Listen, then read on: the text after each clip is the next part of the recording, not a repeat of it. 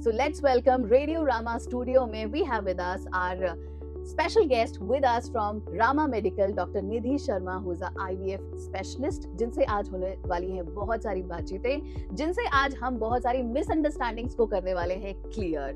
So give it up for the very kind women, very beautiful women with us in our studios. तो सबसे पहले ma'am आप क्या कहना चाहती हैं हमारे व्यूअर्स को, और फिर हम शुरुआत करेंगे आईवीएफ की जर्नी. अपने व्यूअर्स को मैं यही कहना चाहूँगी कि हम यहाँ पे एक आईवीएफ सेंटर हमने अभी स्टार्ट किया है रामा मेडिकल कॉलेज में, और हमारा लैब बहुत अच्छा upgraded recent with all the recent technology है. And now we are catering to the patients who are facing fertility issues.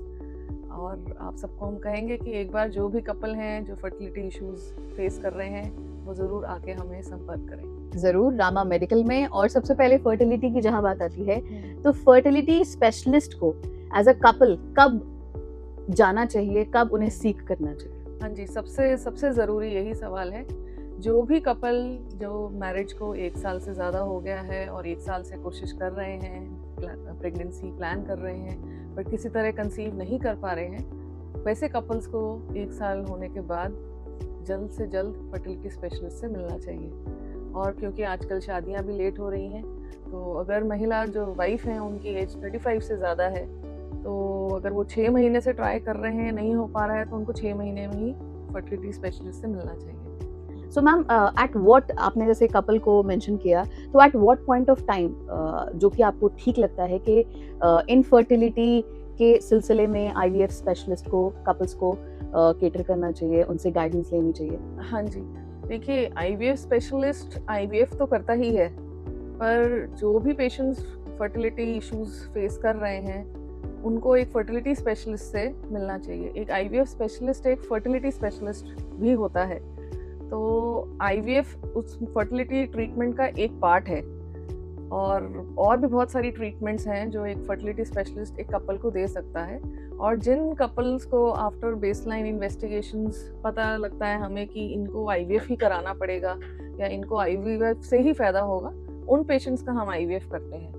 तो जो भी फर्टिलिटी इशू है, कुछ भी प्रॉब्लम है, कुछ फाइब्रॉइड है, किसी को पीरियड्स रेगुलर नहीं आ रहे हैं, या हस्बैंड का सीमन टेस्ट में पता चला है कि संख्या कम है शुक्राणु की, जो भी छोटी मोटी प्रॉब्लम है वो सब पेशेंट्स को हम डील करते हैं. Okay ma'am, can you briefly like explain IVF? हाँ जी, आईवीएफ का मतलब है इन विट्रो फर्टिलाइजेशन. मतलब जो फर्टिलाइजेशन एग और स्पर्म में होती है वो हम बाहर लैब में करते हैं. तो प्रोसीजर इसका बहुत सिंपल होता है. पीरियड्स के 2nd डे से हम पेशेंट को इंजेक्शंस देते हैं, उसके एग्स बनाते हैं जो हमारे अंडाकोश होती है. नॉर्मली एक नेचुरल साइकिल में 1 एग बनता है, बट हम हार्मोन के इंजेक्शंस देते हैं और ज़्यादा से ज़्यादा उसके एग्स जितने भी उसके ओवरी में हैं उस वक्त उस साइकिल में उनको ग्रो करके 8 से 10 दिन के इंजेक्शंस दे के ग्रो करवाते हैं. और जब वो प्रॉपर साइज अटेन कर लेते हैं जो हमारा टारगेट होता है, फिर वो एग्स हम रिट्रीव कर लेते हैं उसकी बॉडी से, और फिर उन एग्स को और सेम डे हस्बैंड से सीमन सैंपल लेके उस एग और स्पर्म को हम लेबोरेटरी में under the microscope with very fine instruments we fuse the egg and sperm और इंक्यूबेटर में रख देते हैं. एंड देन वी मॉनिटर कि हमारे 2nd डे 3rd डे तक उनमें से कितने एम्ब्रियोज बने हैं. तो जो फर्टिलाइजेशन जो नेचुरली हमारी बॉडी में होती है, फीमेल की बॉडी में, वो हम बाहर लैब में करते हैं. तो उससे जो आधा जो नेचर को करना था काम वो हम कर देते हैं. True. तो इससे जो हमारा सक्सेस रेट होता है आईवीएफ में वो बढ़ जाता है. और जो हम अच्छा एम्ब्रियो बनाते हैं, then we place that embryo inside the wife's womb, uterus में जो बच्चेदानी है उसमें रख देते हैं. तो half of the thing which was supposed to be done naturally because of any reason वो नहीं हो पा रहा था, वो हम फिर लैब में करते हैं और प्रेगनेंसी देने की कोशिश करते हैं. ओके मैम, एज फैक्टर जैसा कि आपने बोला कि बहुत इंपॉर्टेंट रोल प्ले करता है, तो क्या मतलब ये चीज कंसिडर कर सकती है एक women and as far as men के एज ज्यादा होती है तो इनफर्टिलिटी के चांसेस बढ़ जाते हैं, या मतलब ये सोचना गलत है? नहीं, ये तो एज तो एक बहुत बड़ा फैक्टर है ही. जो भी हम ट्रीटमेंट देते हैं, आईवीएफ करते हैं, उन सब में सबसे इम्पोर्टेंट एज एक फैक्टर है. And age not only affects the woman wife, it affects the male factors, मतलब मेल पैरामीटर्स एज वेल। तो देखा गया है कि जो हमारी बेस्ट फर्टिलिटी एज होता है वो around 20s, mid 20s, late 20s, after और अर्ली 30s। आफ्टर 35 देखा गया है कि ड्रास्टिक ड्रॉप होता है हमारी फर्टिलिटी में। जो हमारा एग रिजर्व है, हमारे अंडाकोश में जो अंडा बनाने की क्षमता है, वो 35 के बाद एकदम ड्रास्टिक फॉल करती है, और 40 के बाद तो वो बहुत ही कम हो जाती है। तो एज तो एक बहुत बड़ा फैक्टर है, क्योंकि यही एक ऐसी चीज़ है जो रिवर्स भी नहीं हो सकती। और कोई तो हम चलो ट्रीटमेंट दे भी दें, कुछ प्रॉब्लम है कहीं पे, but age is something which can not be reverse, तो it plays an important role.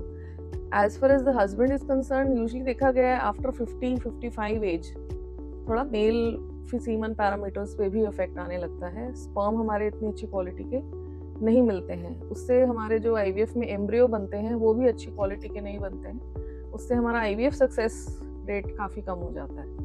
तो 35 in females and around 50-55 in males is the time when the fertility falls drastically. और मैम ये भी देखा गया है कि हमारा जो एक मतलब एक सोच होती है कि आईवीएफ ट्रीटमेंट है तो वो बहुत ही ज़्यादा पेनफुल होता होगा, तो क्या ऐसा सच है? नहीं, आईवीएफ बिल्कुल भी पेनफुल नहीं होता है, इनफैक्ट बिल्कुल पेनलेस प्रोसीजर होता है। ये ज़रूर है कि जब हम हार्मोन्स के इंजेक्शन देते हैं और एग्स बना रहे होते हैं, तो कई बार पेशेंट को जब हम एग्स दोनों ओवरीज में बनते हैं तो थोड़ा सा कई बार पेट के निचले हिस्से में भारीपन फील हो सकता है, और कई बार पीछे कमर में दर्द होता है, वो भी जब तक हम एग्स निकाल नहीं लेते हैं। और ओपीडी प्रोसीजर होता है, एडमिशन की ज़रूरत नहीं होती, कोई सर्जरी, कोई नाइफ, कोई कट नहीं होता है। It's a very OPD day care treatment. छुट्टी नहीं लेनी पड़ती है काम से, कोई बेड रेस्ट नहीं है, और जिस दिन एग रिट्रीवल है उस दिन एक दिन आपको सुबह आके शाम को जाना होता है। नेक्स्ट डे से you can join back your duty जहाँ काम कर रहे हैं। हस्बैंड को भी एक दिन छुट्टी, जिस दिन हमने एम्ब्रियो बनाना है उस दिन हस्बैंड को आना होता है। तो it's totally painless procedure and very safe. Okay ma'am, let's proceed towards the lifestyle. Lifestyle दो एस्पेक्ट हैं कि हम कौन सी ऐसी चीज़ें गलतियां करते हैं keeping main and women at the same time कि जो हमें आईवीएफ की ओर ले जाता है, और अगर हम आईवीएफ ट्रीटमेंट कर रहे हैं तो हमें अपनी किन लाइफस्टाइल पे ध्यान देना चाहिए? जी, lifestyle is very important.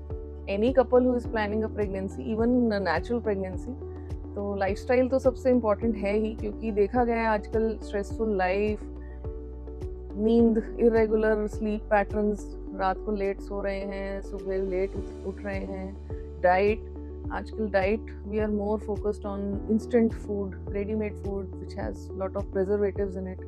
Natural fruit, घर का होम कुक्ड खाना, फ्रूट्स, वेजिटेबल्स इनटेक बहुत कम है। और बाकी लाइफस्टाइल, स्पेशली स्मोकिंग, आजकल smoking in the olden days it was less prevalent among female population, but it is now increasing. Male पे भी smoking has a very bad effect on fertility.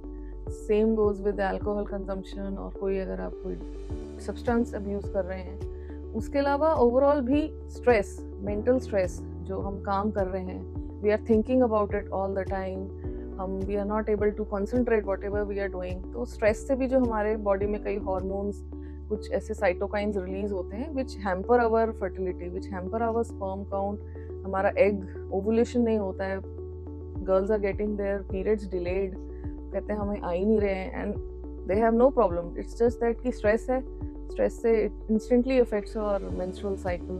तो ये सब चीज़ें इन पे हमें ज़रूर काम करना है। अगर हम आईवीएफ करा रहे हैं तो और भी ज़्यादा करना है, क्योंकि आईवीएफ का सक्सेस भी इन सब छोटी छोटी चीज़ों से बहुत ज़्यादा चेंज हो जाता है।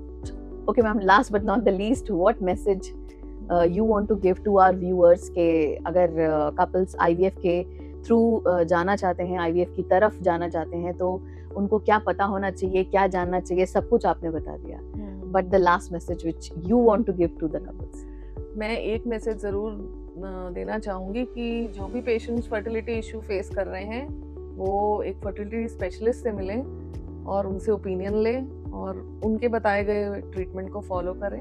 और अगर आईवीएफ प्लान कर रहे हैं तो डेफिनेटली एक आईवीएफ अच्छे सेंटर को ढूंढें जहाँ का सक्सेस रेट अच्छा हो, और डॉक्टर से आप मिलें और वो आपको ज़्यादा अच्छा गाइड कर पाएंगे। और हमसे संपर्क करने के लिए आप रामा मेडिकल कॉलेज आइए। हम सोमवार से शनिवार तक सुबह 9 बजे से 4 बजे तक वहाँ IVF ओपीडी में आई एम अवेलेबल।